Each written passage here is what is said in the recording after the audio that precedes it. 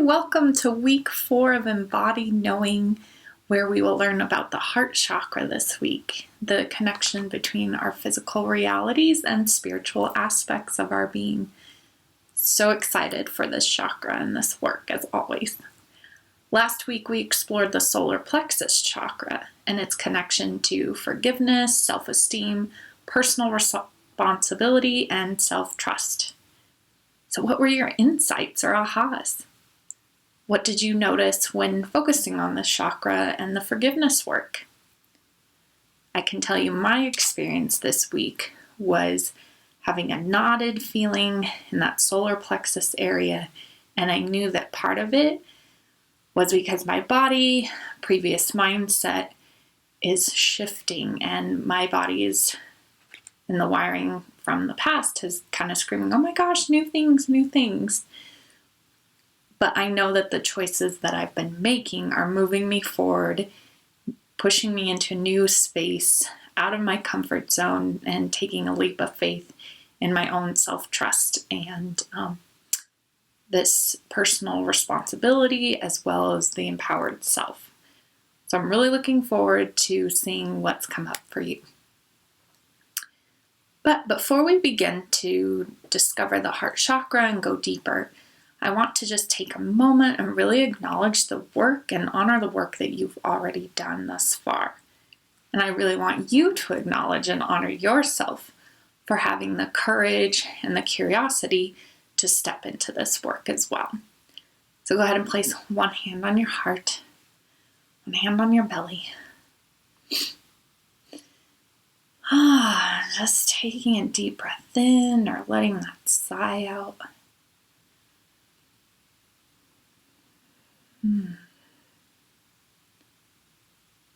And take a moment to scan your day, your week, the past few weeks. And pick 2 to 3 things that you want to honor and acknowledge for yourself.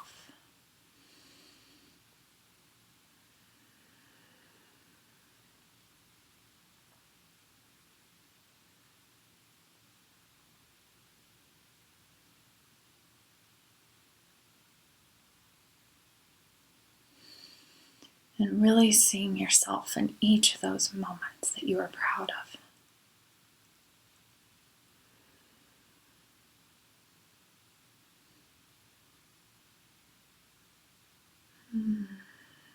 Allowing that to soak into your body.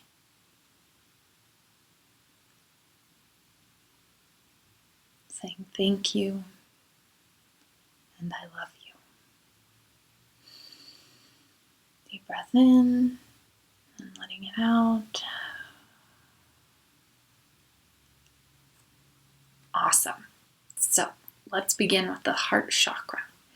The heart chakra is green and it's located in the center of our chest, and it's represented by the element air. It is also connected to touch and feeling, and when in balance, it's full of compassion and intuitiveness. When out of balance, one can experience hard-heartedness, closed-off feelings of despair. There's generally like a grasping, controlling, and attachment energy as well. The heart chakra is that central powerhouse of the human energy system. And again, it's that connection between our physical reality as humans and our spiritual reality as spiritual beings, divine beings. And this center, the heart chakra, also represents our capacity to let go, quote unquote, and let God, to release attachment, to have faith and trust in spirit, in our own inner stirrings of the heart. So the primary fears pertaining to the heart chakra include fears of loneliness, fear of commitment and following one's own heart, fear of the inability to protect oneself emotionally, fear of emotional weakness and betrayal, all of which manifest as jealousy, bitterness, anger, hatred, and the inability to forgive others as well as self. So So primary strengths are love, compassion, forgiveness, dedication, inspiration, hope, trust, and the ability to heal oneself and others. So we've all heard the expression that to fully love others, we must fully love ourselves. This is truth, and yet it's vague and can be so hard to grasp. When we hear self-love, we tend to think material ways of loving ourselves. I'm definitely guilty of this too. Shopping splurges, crazy vacation, toys, any material items that help us make us feel good in the moment, but tend to still leave some empty feelings at the end of the day. So at this point, I want to share with you a bit about this chakra work around self-love from Dr. Mice, The Anatomy of the Spirit. It's one of my favorite books on the chakras and their connection to spirit. And one of the other reasons I really enjoy her book is that she also connects it to Christian sacraments in the Jewish Sephirot, as well as how to heal oneself and one's body. So here we go on the heart chakra and self-love. But rewarding oneself with trips and toys is third chakra love, which is important, using physical pleasure to express self-appreciation. While this type of reward is enjoyable, it can obstruct our contact with the deeper emotional stirrings of the heart that emerge when we tend to need to evaluate a relationship or a job or some other troubled circumstance that affects our health. Loving oneself as a fourth chakra challenge means having the courage to listen to the heart's emotional messages and spiritual directives.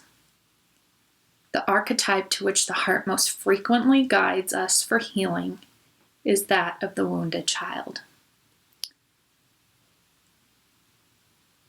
So the wounded child within each of us contains the damaged or stunted emotional patterns of our youth, patterns of painful memories, of negative attitudes, and of dysfunctional images.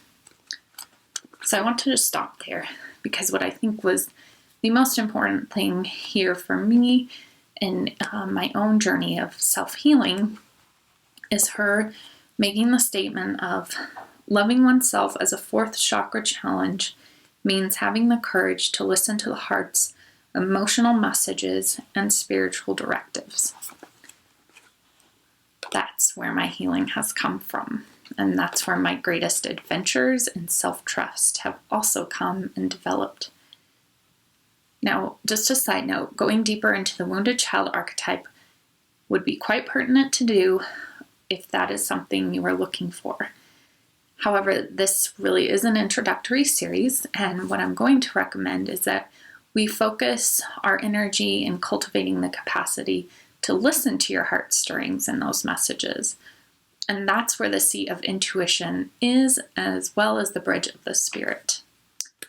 If you are interested in going deeper with the wounded child archetype, which is a lot of fun, and it can also bring up some very interesting things to be healed, as well as any other archetypes associated with each chakra, please reach out to me. We can schedule a separate private call to go deeper, discuss what's most important to you, and what that work would look like moving forward. Now, I mentioned my own self-healing journey and building trust and love for myself has come from listening to those messages of the heart. And one story I want to share with you along that is I had a message for a long time about going back to graduate school.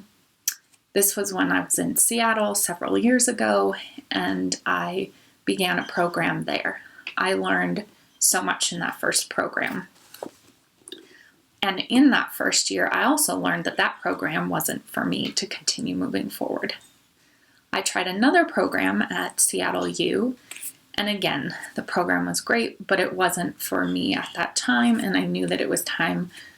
My heart was calling me to leave Seattle. I thought that perhaps maybe that's all I needed for graduate education. But I found that my heart was still calling me to something more. It was calling me to look at some different options. And that's where I discovered LMU, Loyola Marymount University, and that's where I just completed my graduate degree, a master's in theology at. I am so proud of myself for following those stirrings of my heart and other little stirrings that have made a big impact. That's my intuition, and that's spirit, and that's what I fully trust and am committed to. So I wanted to share that with you as a story of inspiration, as a story of challenge, that sometimes those stirrings of the heart don't always make sense. They don't always make logical sense, but if they're there, they're going to continue to be there until you take some action towards them. And the adventuresome part is really discerning what are those stirrings of the heart, which is one of those things that I really enjoy doing with people, helping you discover your soul path, your soul compass to guide you on your own life's journey.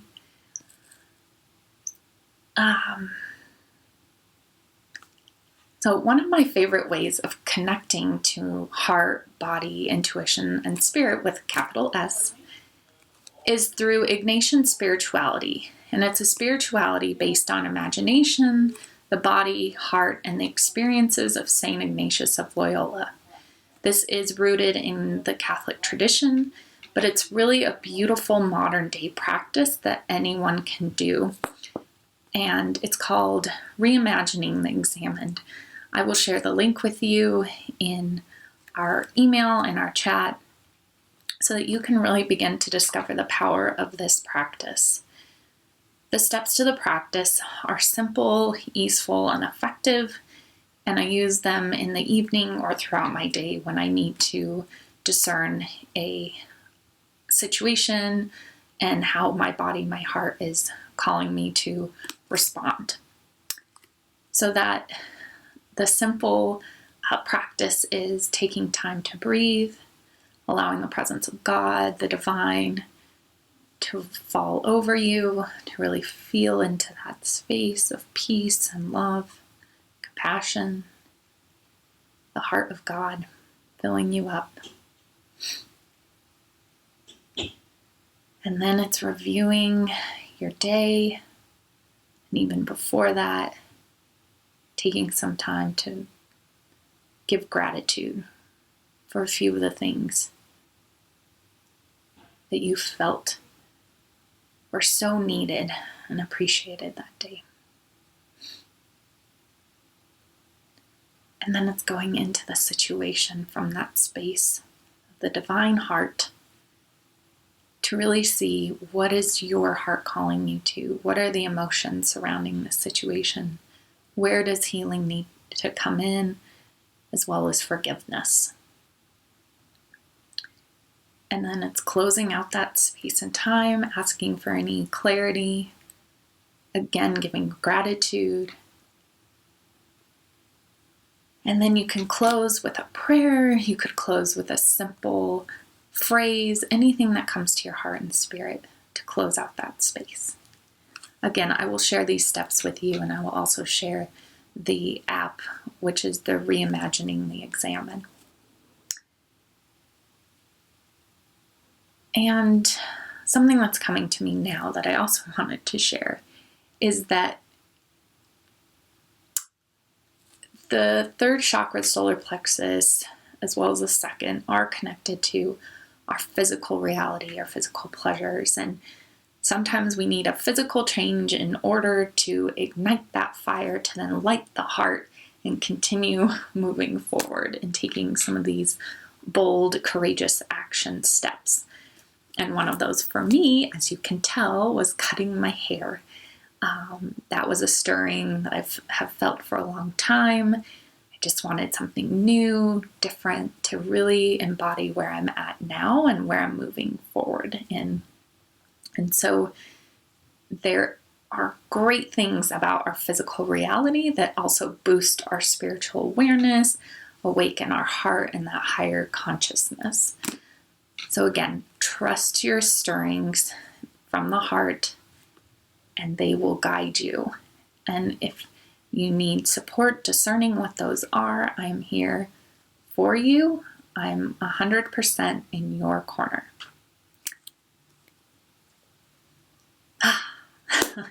So may you awaken to your higher conscious self and be open to the stirrings of your heart, what I call your soul compass, to guide you on your soul path within this beautiful gift of life.